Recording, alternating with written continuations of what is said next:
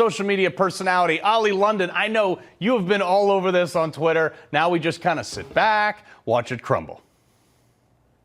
Yeah, the Liberals have gone into full meltdown mode today, led by MSNBC. Joy Reid had an absolute meltdown, trying to blame white women for not supporting Kamala, again, trying to make it about race. We saw CNN's Jake Tapper in literal shock when they found out that Kamala had less counties voting for her than Biden. So, we've seen the mainstream media meltdown. We've seen liberals on TikTok meltdown. We've seen Cardi B had an Instagram live meltdown where she was shouting expletives. Yeah. And, it's quite, but what's also interesting, Carl, is there's a lot of liberals that are silent.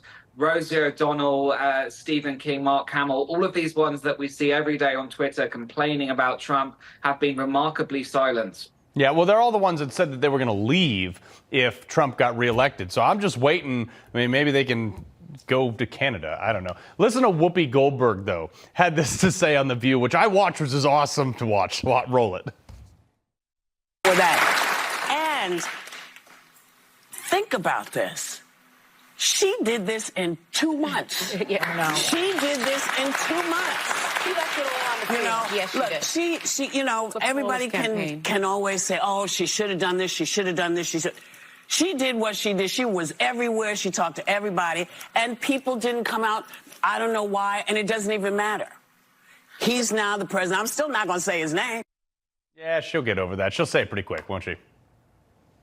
Yeah, all these people with Trump derangement syndrome, they're constantly saying they're not going to talk about Trump, but yet they seem to speak about Trump every single day. And The View probably had high ratings today because, quite frankly, it was entertaining to watch them all melt down over Trump's victory because they really weren't expecting it, Carl. They've been branding Trump and his supporters all sorts of names over the last few weeks, from fascists, comparing him to Hitler. They're basically comparing all Americans that support Trump to these words, and it's wrong. And people have rejected that. People have had enough. Americans have finally rejected the mainstream media narrative. They've rejected what The View hosts are trying to spew down people's throats, and they've actually voted for change. They've actually voted for hope. Yeah, well, Jen Psaki, she's another one, the former press secretary, could not believe her eyes and ears last night. She's now coming for Elon Musk, melting down about their censorship topic, all right? They're not going to be able to censor people anymore. Roll this.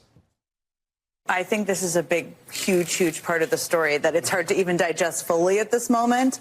But you have Elon Musk, who owns Twitter, X, whatever we're calling it these days, X, who is a disinformation propagandist and now has could potentially have a direct line to the Oval Office.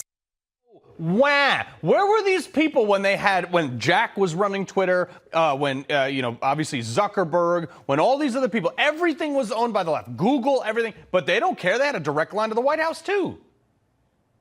Yeah, they only seem to have a problem with Elon Musk since he became conservative, since he became very outspoken on X. And they didn't seem to have a problem with Mark Zuckerberg on Instagram during COVID with censorship. They don't seem to have a problem with TikTok. But they complain about X, but they're always tweeting. They're always active posting on X. So, they just don't like the fact that Elon Musk has a very powerful voice. He's been really instrumental for the Trump campaign with his America PAC.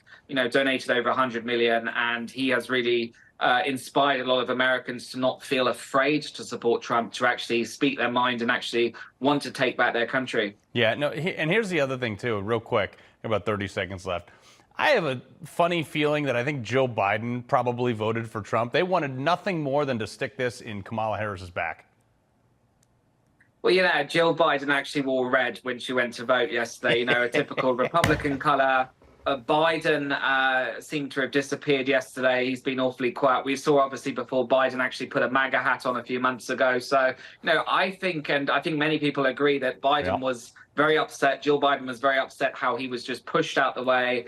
The Democrats didn't get to vote for Kamala. They literally just had her installed. Very fitting for a guy I didn't really care for in the first place. Ollie London, pleasure, my man. Thanks, Carl. Appreciate it. All right.